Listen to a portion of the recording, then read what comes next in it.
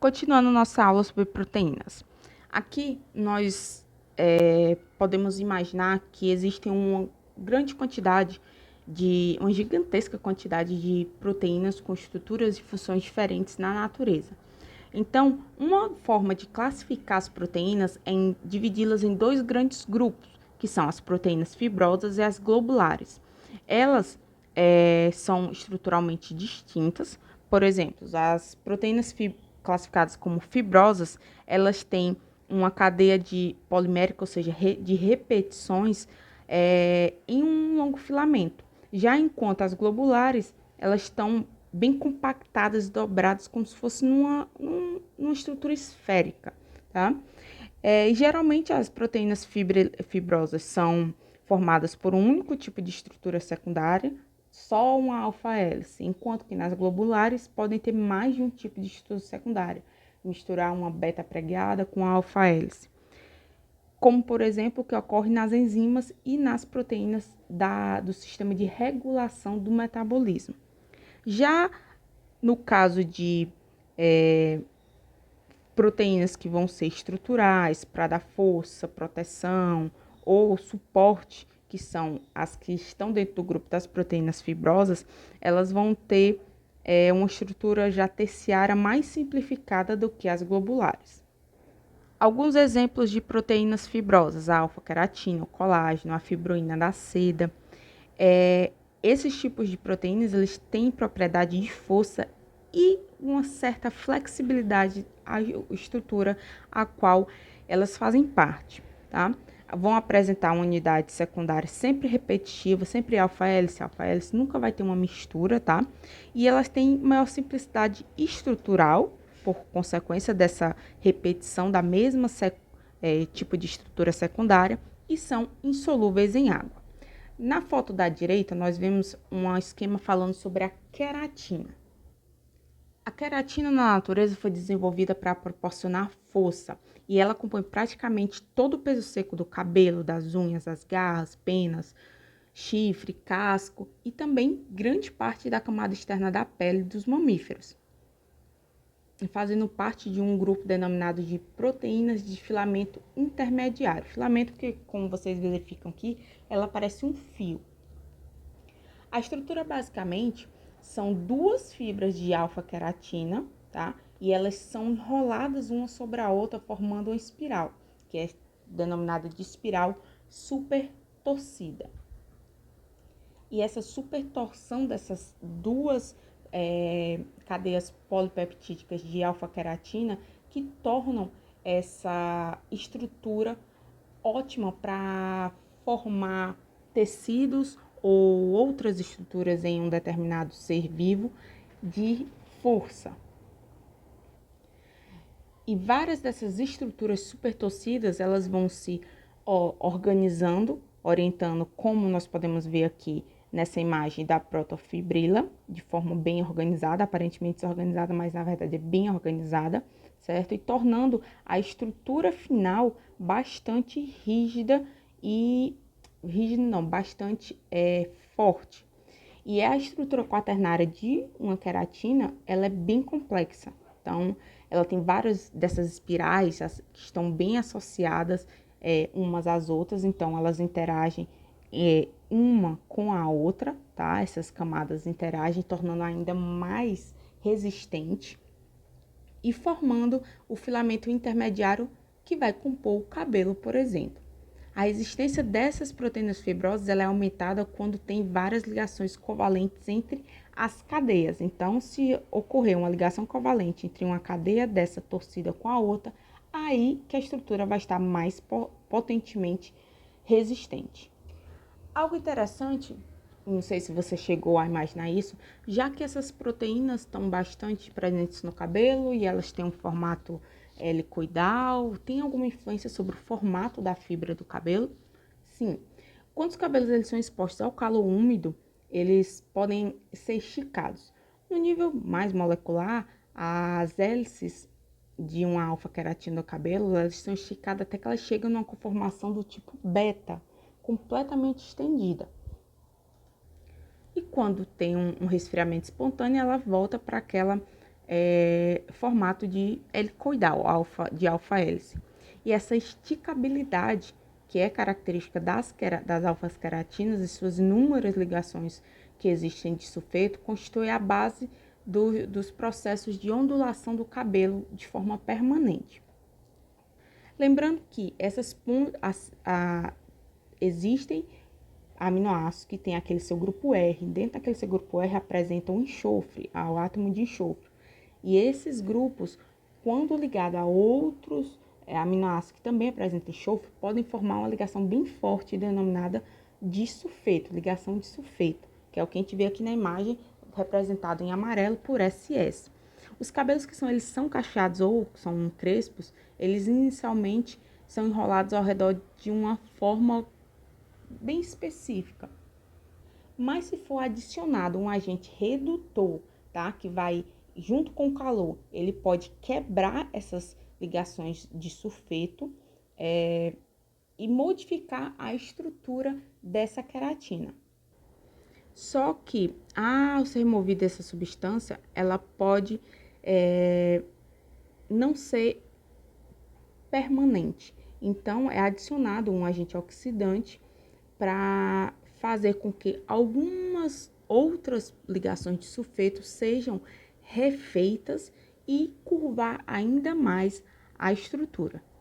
E assim o cabelo ele vai enrolar, né, de forma artificial, devido às novas ligações de sulfeto que agora são transversais, diferentemente daqui de inicial, que eram laterais, aqui elas vão ser mais transversais. Então, vai dar uma torção a mais nesses feixes dessas fibras do cabelo. O mesmo processo ele pode ser utilizado para alisar os cabelos que são crespos. Só que você realizando um processo de forma contrária, né? Tentando quebrar ligações para transformar essa estrutura helicoidal em estrutura mais do tipo beta. Porém, não é assim um alisamento permanente, é claro, porque quando o cabelo novo que vai crescer, ele vai substituir o cabelo antigo e vai nascer o que naturalmente é a estrutura natural do seu cabelo. Com aquele mesmo padrão, né, de ligações de sulfeto que naturalmente ele tem. Já o colágeno ele tem uma estrutura bem mais compacta do que a queratina. Ele é formado por 3 cadeias polipeptídicas altamente torcidas, dando assim, como nós podemos ver aqui na imagem C, ó, nós temos 3 cadeias altamente torcidas, como se você pegasse 3 cordas e torcesse com bastante força entre elas, e proporciona assim uma estrutura altamente resistente, que está presente em vários tecidos conectivos, desde cartilagens, tendões, a matriz orgânica dos ossos, as córneas, tá? Então, ela é uma torção, é uma estrutura que está na forma helicoidal, porém com uma super torção. Ela é bastante compactada e proporciona uma resistência ainda maior. Existem vários tipos de colágeno no ser humano, tá? E também na natureza. Mas, em geral, eles contêm aproximadamente 35% de glicina, 11% de alanina e 21% de prolina e também do H4HI, que é um tipo de aminoácido incomum denominado de 4-hidroxiprolina. O colágeno, a nível nutricional, ele tem um baixo poder nutricional porque na sua estrutura ele tem uma quantidade pequena de aminoácidos que são essenciais à dieta humana. Outra característica do colágeno é que ele tem repetições de unidades tripeptídicas, ou seja, vai ter uma estrutura que se repete, ela é um polímero, ela se repete no decorrer dessas cadeias, de cada uma dessas 3 cadeias aqui, certo? Então, ela vai ter uma glicina e vai ter 2 outros grupos, que na grande maioria dos casos, mas não 100%, vai ser uma glicina com a prolina, com uma 4-hidroxiprolina, mas podem ter variações, certo? Então, ela vai sempre se repetindo dessa forma. Aqui nós temos as denominadas fibrilas de colágeno, que é a forma como as essas estruturas de colágeno, elas se reorganizam quando estão próximas umas às outras. Então, elas ficam bem organizadas e tem alguns espaçamentos, tá? Algumas chamadas estrias transversais. Observem aqui, ó, que a cada 4, então a gente tem um espaçozinho aqui, aí tem um colágeno, 2, 3, 4, nós temos um novo espaço. Esse espaço, microscopicamente, nós visualizamos aqui como estrias, que são característicos das estruturas das fibrilas de colágeno. Podem também haver algumas ligações covalentes transversais entre essas fibrilas de colágeno. E quanto mais rígido e mais quebradiço esse tecido conectivo, significa que há mais dessas ligações covalentes, característica de um tecido conectivo envelhecido.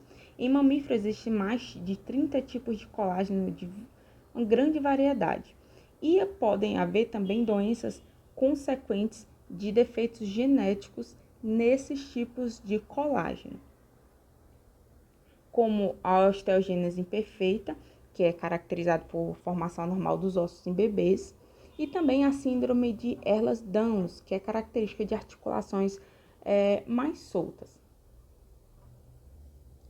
Outro tipo de estrutura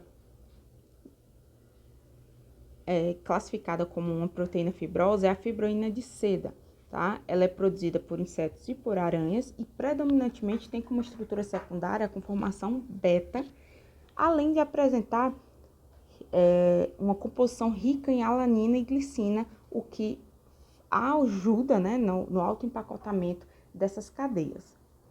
Aqui na imagem B da esquerda inferior, nós temos esses raios azuis marcados, que são as fitas de seda, né, dessa estrutura bastante compactada, de várias folhas beta antiparalelas, que vão saindo das chamadas estruturas fiandeiras de uma aranha.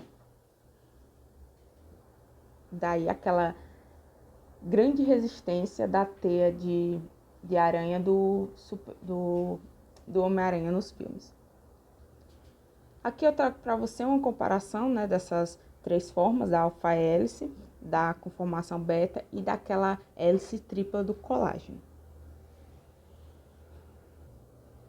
Já as proteínas globulares, elas são muito mais compactadas do que as proteínas fibrosas, como nós vemos aqui nessa ilustração da parte inferior. Nós temos uma comparação, por exemplo, de uma conformação beta com a alfa-hélice e com a globular.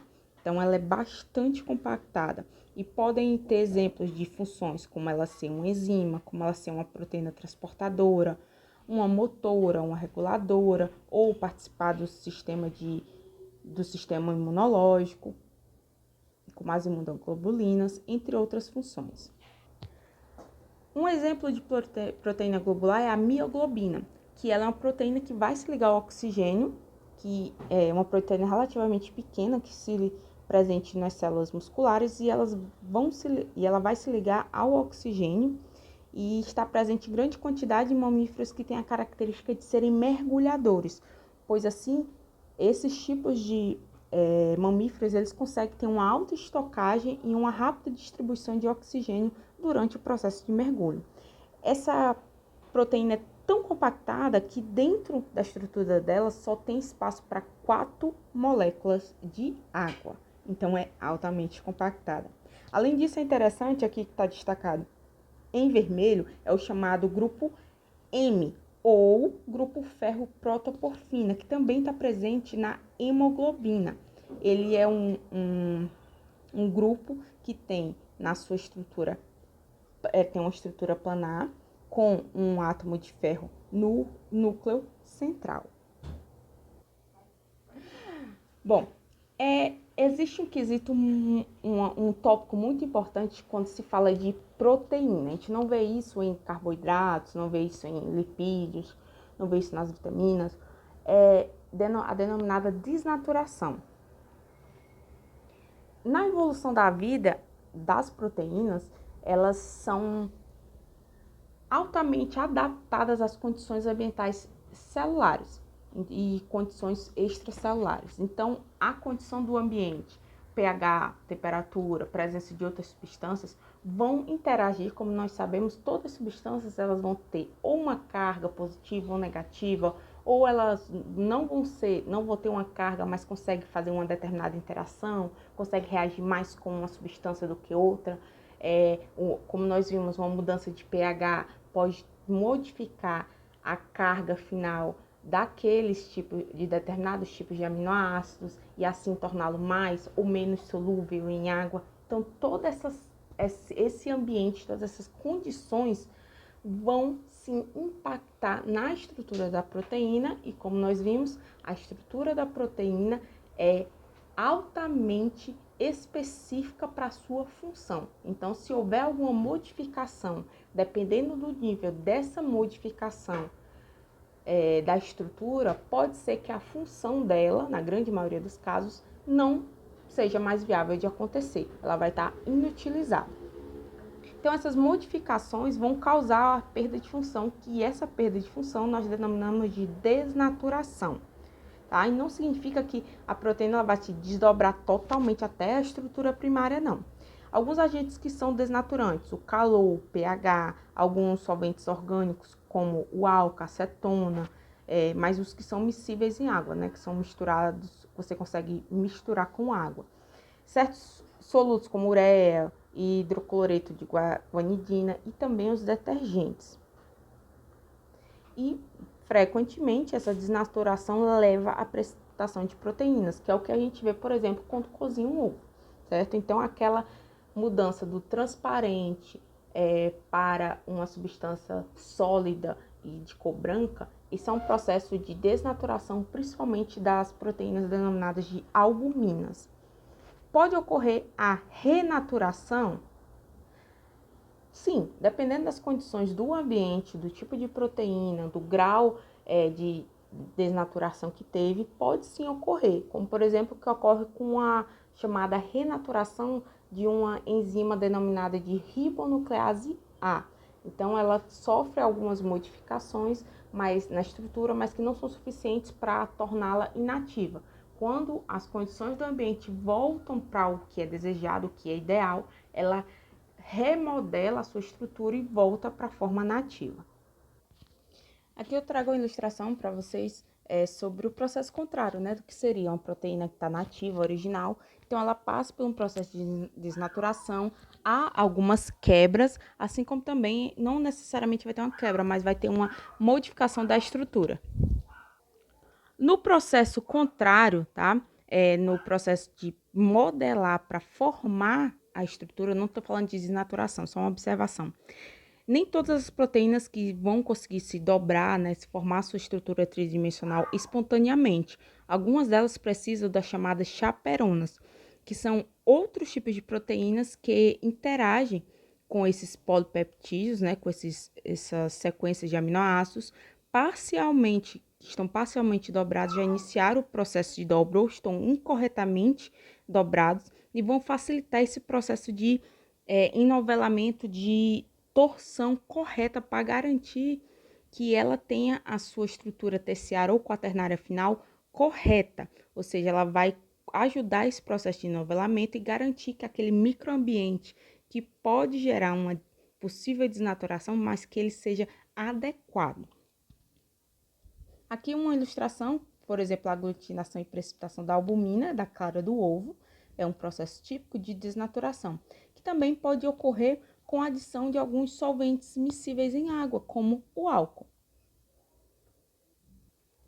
Existem também, durante esse processo de produção da proteína, né, da estrutura primária até a terciária ou quaternária, que nós chamamos de enovelamento, podem ocorrer alguns defeitos e podem causar algumas doenças mais simples e outras mais graves. O conjunto dessas doenças são chamadas de amiloidoses, tá? E não necessariamente ela vai ser grave. No caso da fibrose cística, ela é causada por um defeito na proteína da membrana chamada de reguladora transmembrana da fibrose cística, que ela vai atuar nos canais de íons cloreto na membrana.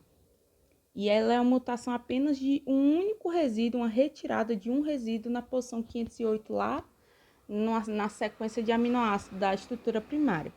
Alguns tipos de doenças que estão associadas a esse mecanismo de nivelamento errado. A diabetes tipo 2 não necessariamente é a causa, mas está associado. Doença de Alzheimer, Huntington e Parkinson. Nesses processos, alguns tipos de proteínas elas vão se converter em fibra amiloide extracelular que é insolúvel. Existem também algumas estruturas denominadas de prions, que são estruturas de proteínas denominadas de infecciosas. Vão causar algumas doenças neurológicas, como, por exemplo, a chamada doença da vaca louca, né? Que em grupos são chamadas de encefalopatias espongiformes, como algumas doenças, no caso em humanos, a Curu, a CJD, a Gerstmann-Schuller, entre outras, tá? Então, o que seria? Seria uma proteína com alguma mutação, alguma modificação, denominada de SCRIPE, que tem a capacidade de transformar outras proteínas que são, digamos, normais, em proteínas também com algum defeito. Ou seja, as doenças resultantes elas são causadas por uma glicoproteína, uma mistura de carboidrato com proteína normal, tem um hospedeiro, que é convertida numa forma infecciosa. Nessa imagem nós temos um corte, né, do córtex cerebral de um paciente que teve tipo dessas doenças causadas por prion, essas doenças neurológicas. Nós vemos vários buraquinhos, exatamente de onde vem o nome encefalopatia espongiforme, em formato de esponja, que ela causa tanto no ser humano como em outros mamíferos, causa buracos no tecido cerebral. Existem também o ponto para se falar que nem toda proteína ela está trabalhando sozinha. Elas podem ter uma interação com um ligante. Aqui no caso da estrutura da hemoglobina, nós temos a ligação com a globina, a interação com o ferro, certo? E também a ligação com a função principal da hemoglobina, que é o transporte de oxigênio. Então, ela consegue se ligar com o oxigênio, ligar e religar com o oxigênio. Ou seja, ela vai ter duas estruturas alternadas. A estrutura em si, ela tem 4 subunidades, né? 2 alfa e 2 betas, semelhante à lá da mioglobina que nós vimos. Mas essa hemoglobina, na fase adulta, ela vai estar em 2 tipos de estruturas tridimensionais. Uma, quando ela está ligada com o oxigênio, que ela é mais estável, quando ela não está ligada com oxigênio, desculpa, que ela é mais estável, denominada de T, e quando ela está no período de transição, denominada de R, que é quando ela está ligada com oxigênio. Então, ela consegue fazer pequenas modificações na sua estrutura para poder ou se ligar a átomos de oxigênio ou a se desligar de átomos de oxigênio. Doenças também estão relacionadas a essas células, que nós denominamos de eritrócitos, que nós vemos no lado esquerdo, aos eritrócitos normais e os com a chamada anemia falciforme, que é uma doença genética causada pela substituição de um único aminoácido, que vai ser substituído por valina. Especificando, no caso, é um glutamato, que ele vai ser substituído por uma valina.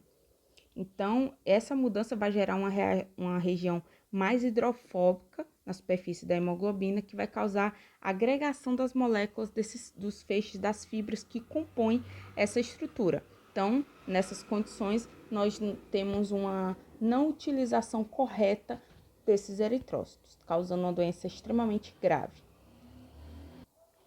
Há também interações denominadas de complementares entre proteínas e os chamados ligantes, que ocorrem no sistema imune e nas imunoglobulinas, também chamadas de IgG. Aqui nós temos uma imagem da ligação de uma imunoglobulina com um antígeno, ou seja, aquela substância que é estranha, que ela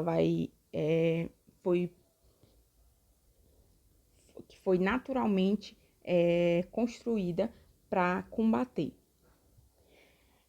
E essas imunoglobulinas, elas estão no centro da resposta imune dessas proteínas solúveis, que são também denominadas de anticorpos. As imunoglobulinas, elas vão se ligar às bactérias, vírus e outras moléculas que são identificadas como estranhas e que conduzem a um processo para destruí-las e salvar o seu corpo. A principal delas é a denominada imunoglobulina G, que é também chamada de IgG, IG de imunoglobulina e G para especificar que é a do tipo G, que é uma classe dessa molécula de anticorpos e é uma das proteínas mais abundantes no soro do sangue. Outro tipo de aplicação dessas proteínas muito importantes é a interação dessas proteínas de uma ou mais proteínas para dar uma modulação ou um trabalho motor a várias partes do corpo. Nós temos um exemplo, o processo de contração e relaxamento muscular, que é formado por a actina e a miosina, que são dois tipos de proteínas com estruturas diferentes, como nós podemos ver na parte esquerda da tela, em que elas vão interagir, tá, de forma a contrair e relaxar a musculatura. Então, dentro do músculo, das fibras musculares, nós temos as miofibrilas e dentro delas os sarcômeros. E dentro dos sarcômeros nós temos o arranjo ordenado de actina e miosina. Observem que aqui nós temos um espaço entre essas fibras vermelhas de actina. Então, quando o músculo está relaxado, elas ficam longe uma da outra. Quando ela está contraído, vai ter uma alteração dessa estrutura, onde esses filamentos de actina que estão separados vão se juntar. Então, assim, elas vão reduzir o volume que ocupam dentro do músculo, que é o que nós chamamos de contração muscular.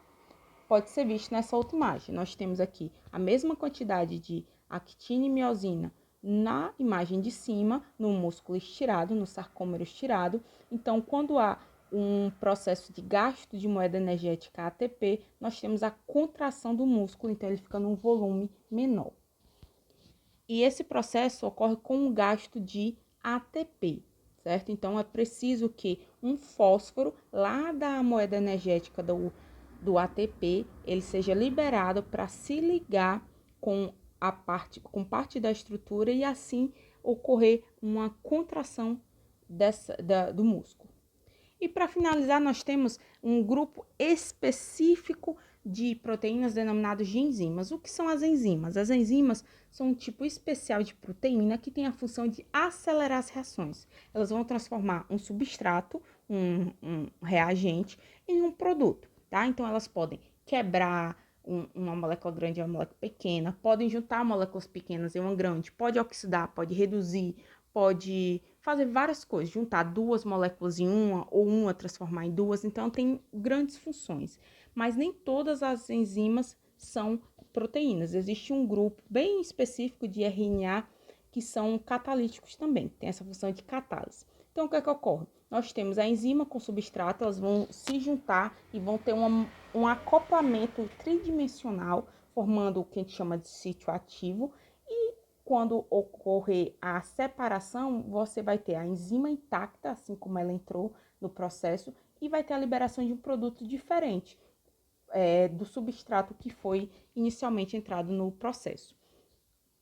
Aqui algumas das propriedades, as enzimas elas atuam em quantidades muito baixas, como são proteínas, são altamente sensíveis à temperatura e pH, elas têm a capacidade de acelerar de 10 elevado a 3 até 10, coloque 11 zeros aí, vezes a reação, a velocidade da reação. Elas não são tóxicas, são biodegradáveis e são altamente específicas. Nós falaremos de enzimas no resto da disciplina, então você vai ter que ter uma amilase, geralmente que termina em ase é enzima. Então, a amilase específica para aquela quebra daquela tipo de ligação do amido. Lembra que o amido tinha ligação alfa 1,4, e alfa 6, então existe uma enzima que vai quebrar a alfa 4 e vai ter uma que vai quebrar a alfa 6. Então, elas são altamente específicas, tá? Então, existe um encaixe, certo? Entre o substrato, a substância que vai ser modificada, e a enzima. Por isso, tão importante a estrutura tridimensional para que esse encaixe ocorra corretamente. A enzima completa é denominada de aloenzima. E essa aloenzima tem uma parte proteica, que é denominada de apoenzima, e uma parte que não é proteica, que é um outro tipo de natureza, que é denominado de cofator. E esse cofator pode ser um metal, pode ser uma coenzima ou um grupo prostético, como o grupo M. Aqui alguns tipos de cofatores. Nós temos, por exemplo, o cobre 2+, na citocromo oxidase, que nós veremos na parte de energética. Nós temos o manganês 2+, no ribonucleotídeo redutase, entre outros. E se não tiver esse cofator ligado à enzima, é como se fosse a chave do carro. Você tem um carro que é enzima, precisa da chave para ligar, certo? Mesmo que você esteja dentro, você, o substrato, está dentro, não vai ligar se não tiver a chave, se não tiver o cofator. Aqui mostrando como é que ocorre por que ela agiliza. Toda reação ela tem uma barreira energética. Como nós vimos aqui, sem uma enzima, ela tem essa barreira demonstrada pela curva em vermelho, tá? Então, a enzima, ela facilita o processo para que essa quantidade de energia necessária para que a reação ocorra seja bem menor. Então, ela rapidamente faz com que a reação ocorra, que seria uma redução dessa curva em vermelho para essa pequena colinazinha aqui pontilhada. Então, é assim que, de forma genérica, tá? Ocorre a rapidez, a velocidade que essas enzimas atuam.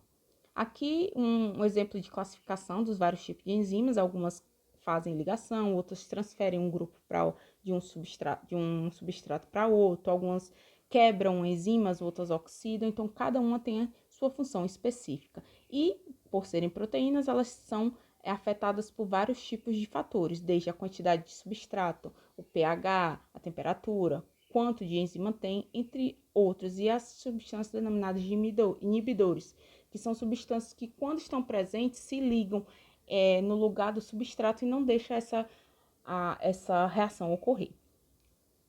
Bom, algumas referências. Até a próxima aula.